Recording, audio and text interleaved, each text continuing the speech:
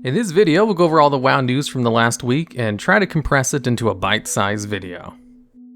The weekly event for this week is Mists of Pandaria Time Walking, and Blizzard is also reintroducing the 100% rep buff, except this one's going to stay for the full month of September and work on Visions of N'Zoth reps.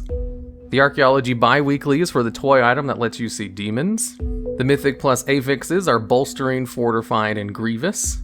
And for some spicy corruption vendor stuff, Gushing Wounds is on the vendor right now. Who knows when you'll be able to get this one again.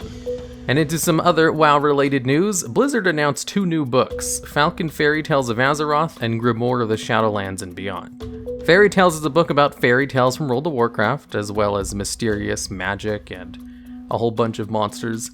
And Shadowlands will be more meat and bones to Shadowlands-specific lore. Speaking of Shadowlands, they announced that it will launch October 26th last week, most likely meaning pre-patch will be in 1 month. And also in the past week, Blizzard removed a voice line from dialogues between Garrosh and Sylvanas. Basically, they just removed him saying the B-I-T-C-H word. Can't say that on YouTube. Actually, I can say it, I just try not to curse in my videos. So I kind of understand why they removed it. The line always stood out. There is surprisingly very little cussing in World of Warcraft. They did it a little bit more in Warcraft 3, but the line always kind of stood out. Them removing it doesn't change much, so it kind of makes sense.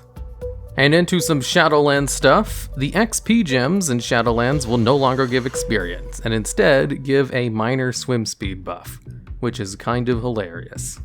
And now onto the weather report with DevBot the Weatherbot. How's the weather out there? People generally will enjoy most things until they are forced to do them. Nobody likes to be told what to do. Good one, DevBot. Always nice to know. And now for the mob of the week. This week we have Darkshade.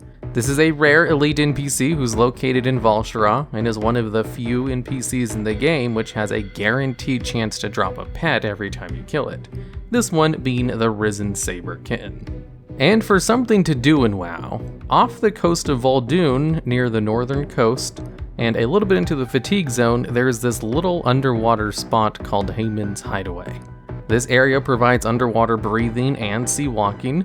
There's also 2 vendors who sell alcohol and trade materials. There's even a couple of named NPCs here.